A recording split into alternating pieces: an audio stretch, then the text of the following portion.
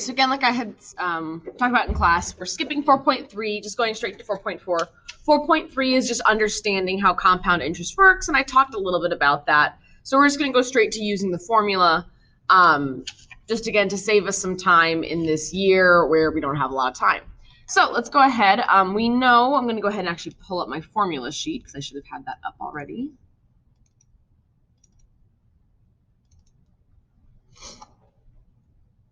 So we know that we're using two formulas today. We're using this annual percent yield formula, which again is only really a concept with compounded interest, because even though you have your APR, your annual percent rate, because of compounding, the actual yield, what you actually get, will be different.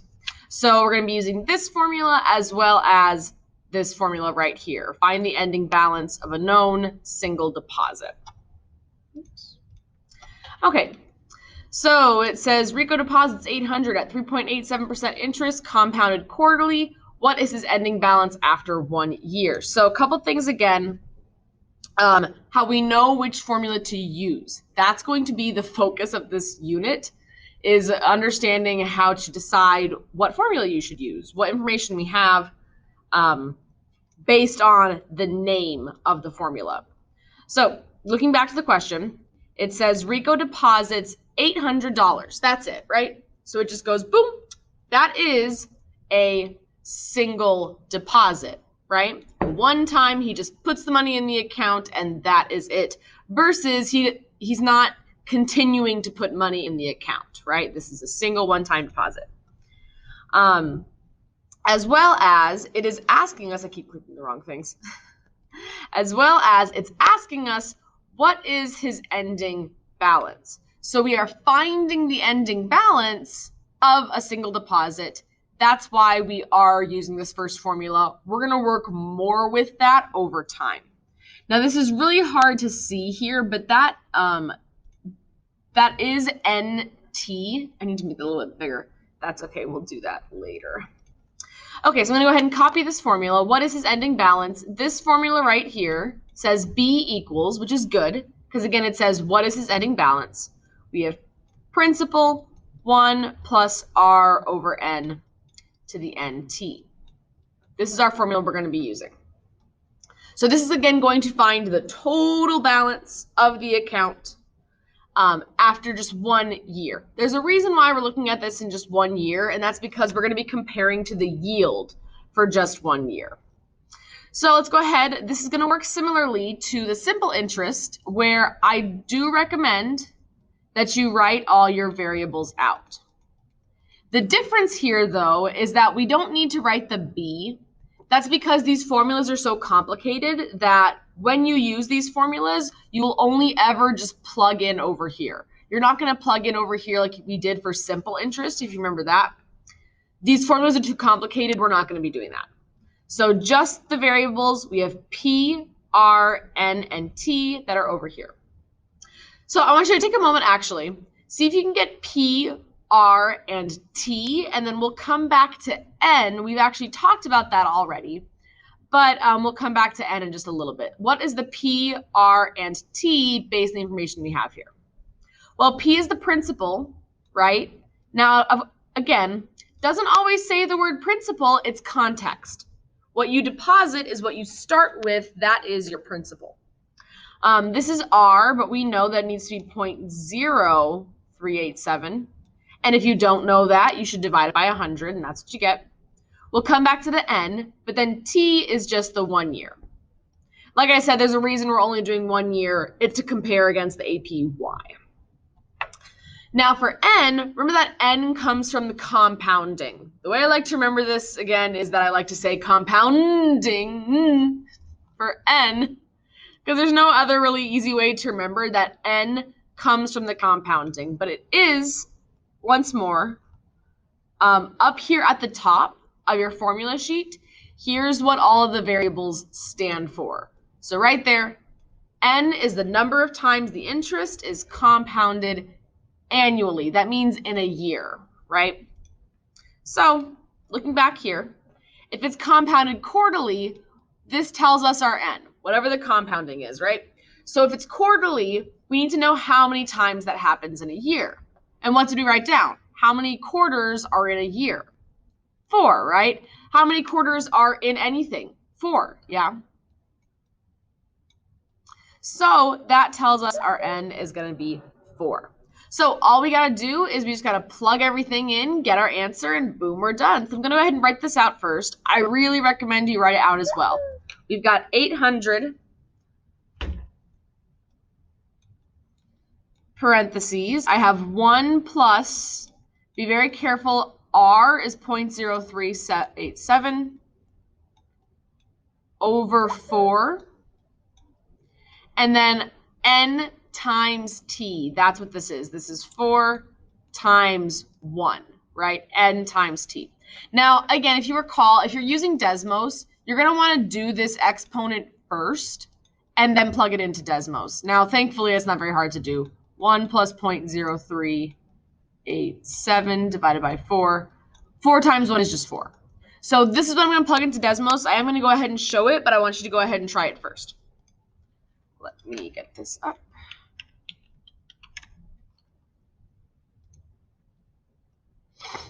Okay, so we have 800 parentheses, 1 plus 0.0387.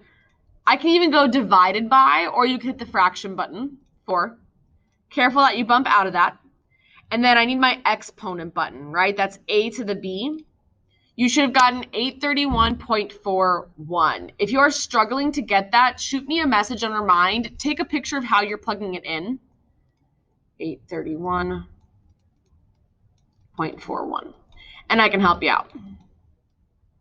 So that is the ending balance of the account after 1 year. Not too bad, yeah? The money's just sitting there. You're not having to work for it, but it's earning money for you.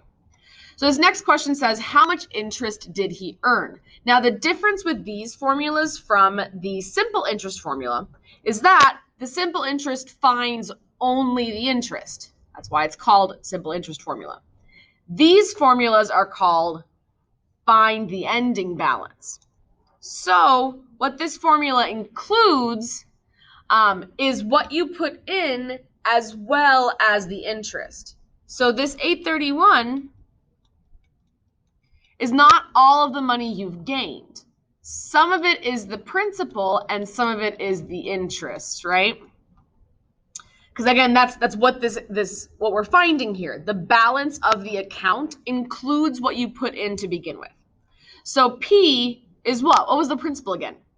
800. So we should be able to see this without having to put it in our calculator. But if we can't tell, if you subtract these two numbers, that's the interest, right? Just cover up the 8 because that's what's happening, right? So the interest earned was 31.41. 800 of it was principal, so he didn't actually gain that money, right? He's getting it back, but he didn't gain that money. He started with this. That's actually what he gained. So I talked a lot in this question. We're going to try it 1 or 2 more times. Again, the key thing for right now to understand is that this is the formula we're going to be using to start with. What is his ending balance? Find ending balance. It's a single deposit, so we're using that formula. And the interest is the extra that they earn. So let's go ahead and try this again. I'm going to talk more about how we know this is the formula we're going to use a little bit later. So I want you to go ahead and try it 1 more time. 1 plus r over n to the nt. Read through this. Be very careful with what your n is. N is compounding and how many times in a year. So try and get your variables and then check, and then we'll go to the calculator. Okay, so Nancy deposits $1,200. That's the principal into an account that pays 3% interest. This is 0.03. Compounding, remember that's how we know what the n is. Monthly, be careful. N is how many times in a year it's compounded. So monthly means 12. And then once again, like I said, there's a reason right now we're only doing 1 year for T. We'll talk about that in a further question. So go ahead, write this out, and then go to Desmos, go to your calculator, plug it in. Again, guys, you cannot use your cell phone calculators for this question. You will not get the answer right, guaranteed. It takes me a lot to use my cell phone calculator and get the answer right. Go to Desmos, plug it in, let's see if you can compare. Okay, so plugging this all in here, we got 1,200. 1 plus, hi. No, you're fine. I can cut this out. Yeah, I am. But I should, yeah. This is a little old, though. I hope they're still doing it. I mean, I'd assume they are, but it looks like it appears the website. Yeah. And then it sounds like they always have a code for a discount. I've seen these before. I just couldn't remember. Was it the Dominican something or whatever it is? Yeah, I thought if I wasn't doing, the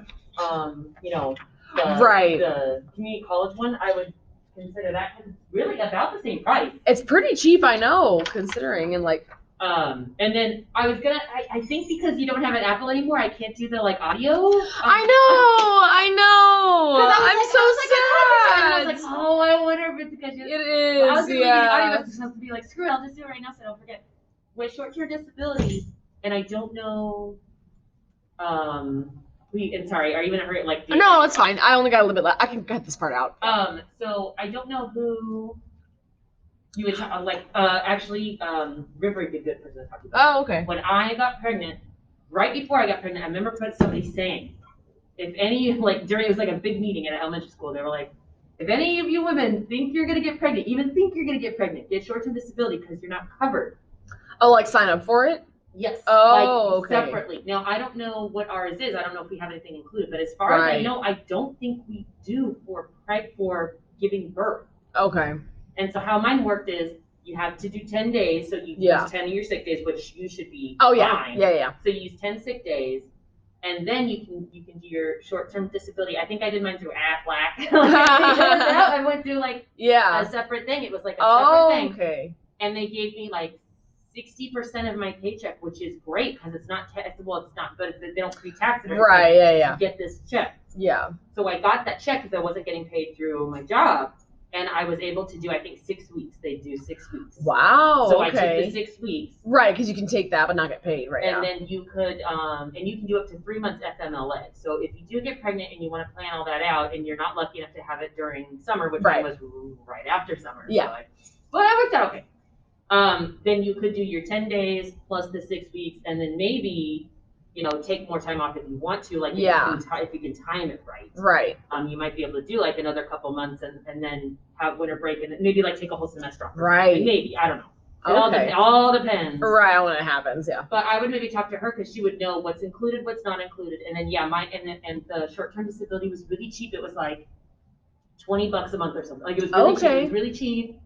And I thought just in case. And then a year later, right. I was like, holy shit, I'm so glad I have this. And it was until I got the check, I was like, is it gonna work? Is it gonna happen? And I got the check in the mail, and I was like, oh, okay. So I think every week for 6 weeks or so, I got a check, a 1 week check, which was nothing. Well, at that point, I was $400 or something. But if it's it was nice. And then I had to worry about it. And then I started getting paid when I got back. Yeah.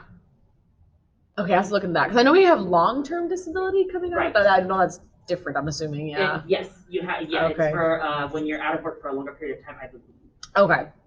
But that's why you want to check. I know mine for sure didn't because someone from the school who was pregnant the year before with the same insurance said no that so they had gone through it, so I knew for sure. Right. But I don't know about here, but I unfortunately am going to assume that it sucks. Yeah, I'm sure. And that they don't have anything. There was one other thing I was gonna.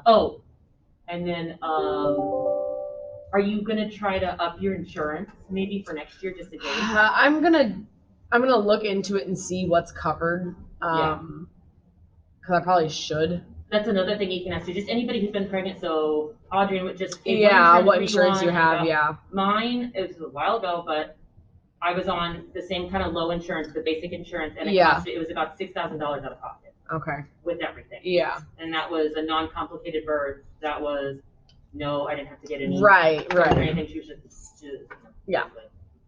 But they charge you up the yin for everything. Right. Yeah. Every appointment and every. Yeah. Well, no, that was just for that was for just the actual. Oh, okay. Dang. For that birth. Yeah. For one birth, staying overnight. It's insane. Yeah.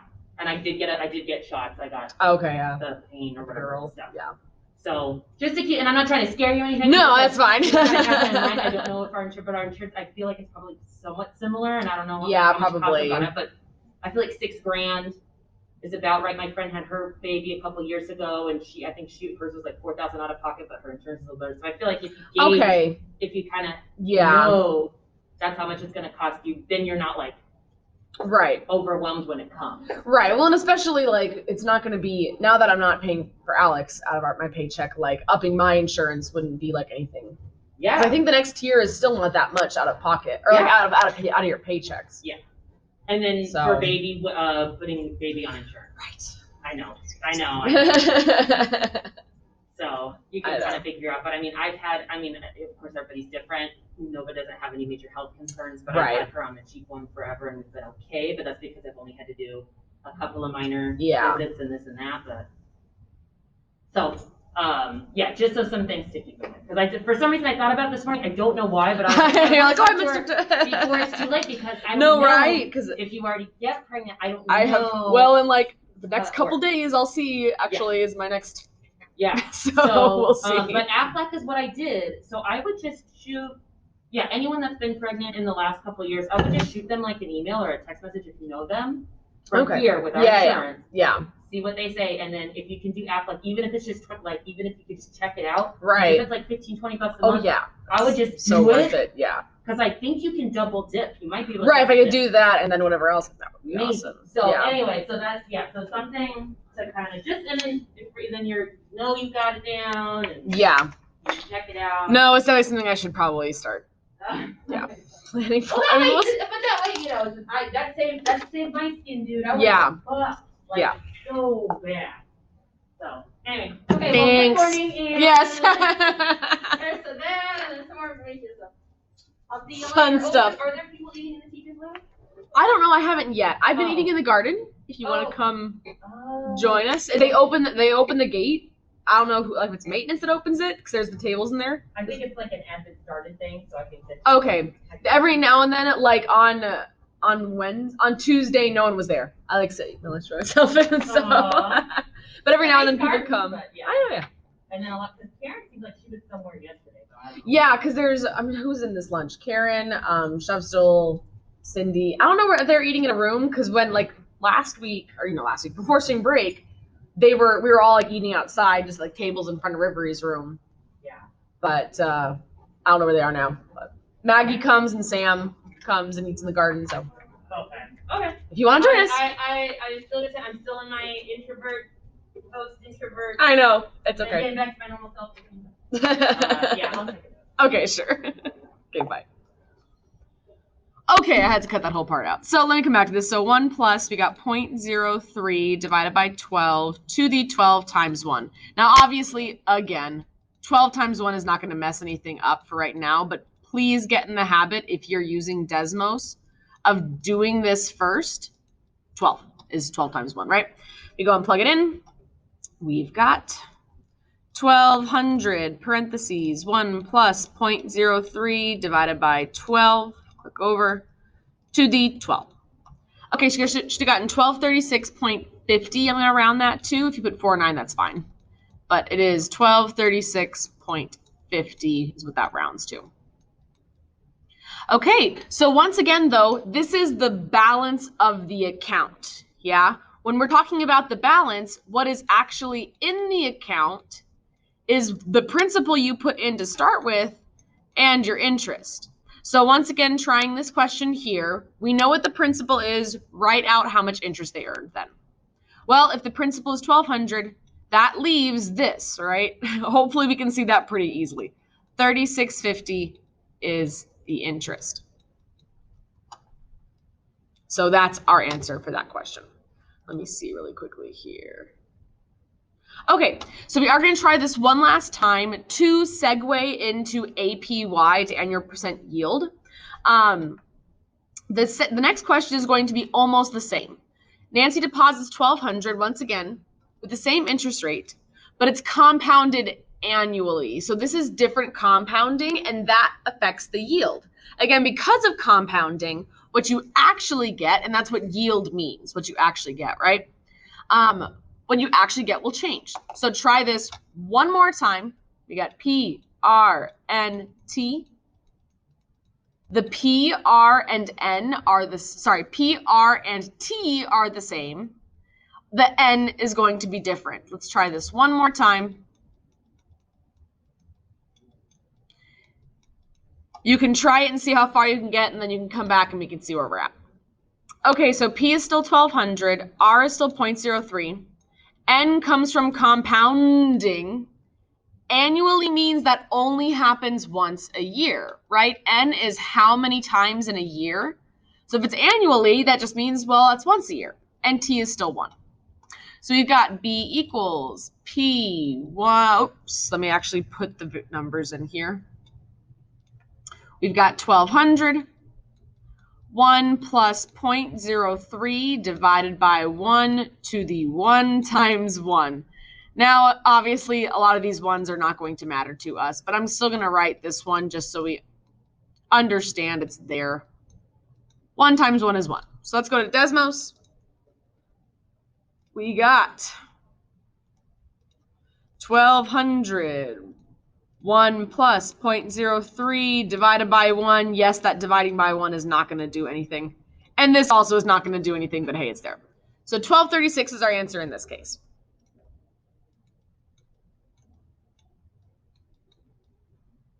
So that is our ending balance. Hopefully we can see again real quickly here.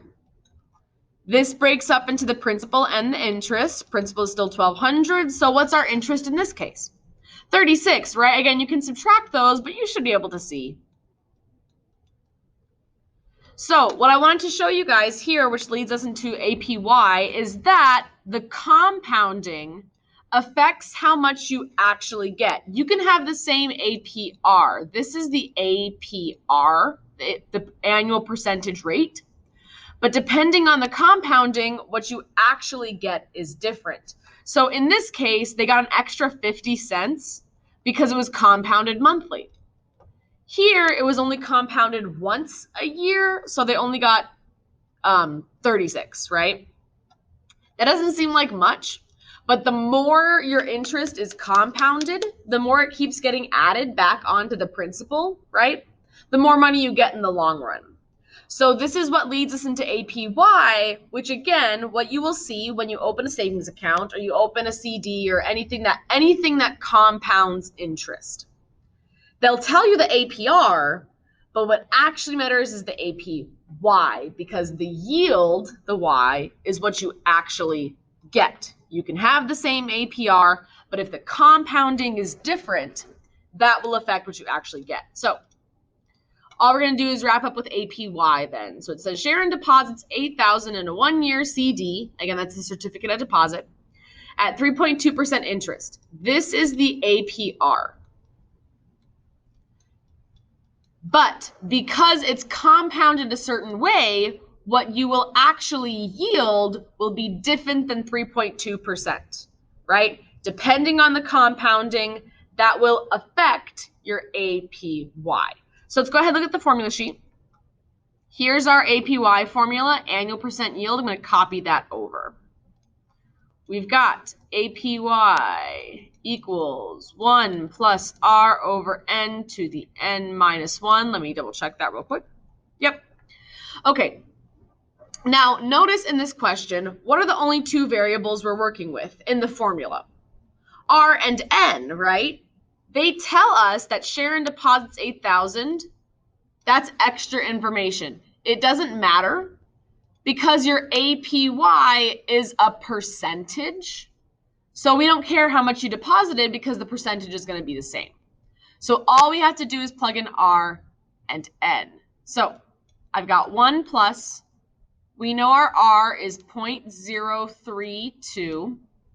What is our N here? We wrote this down because it's compounding. There's our N.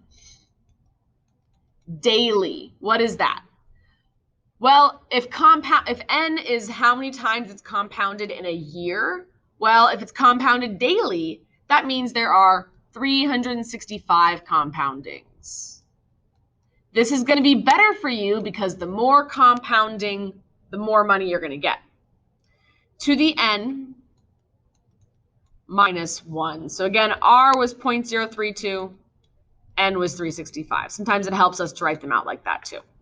So you're going to go to the calculator, you're going to go to Desmos, plug this in. What you're going to get is going to be a decimal. But because APY is a percent, we're going to write our final answer as a percent. So go to the calculator and plug that in and see what you get. Okay, we've got, I'm going to clear this out. I've got parentheses, 1 plus 0.032, whoops, back, 32 divided by 365. Make sure I've got this right so far. Yep, to the 365 minus 1. So again, you can see here we have 0.0325. It keeps going. But we can go ahead and round this to 0.033 because what you want to show is that your APY is going to be different than your APR. What is this as a percentage? Multiply it by 100 if you aren't sure, and that's what the percentage is. This is going to be 3.3%. So again, because of the compounding, what you actually get in interest by the end of the year is going to be a higher percentage than the APR. So it's okay how you round this. The intent is to round it so that you can see it's different than the APR. That's the point.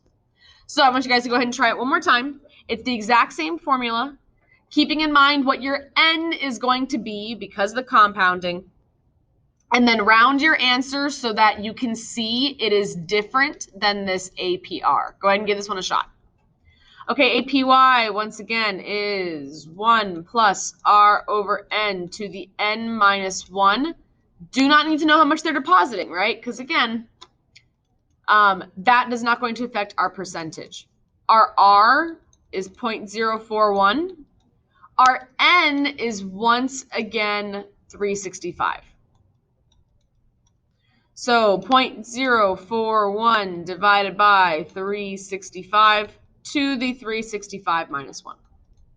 So our answer is going to be a decimal, but because APY is a percentage, we are going to write our answer as a percentage in the end.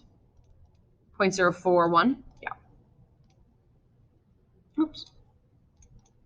Divided by 365.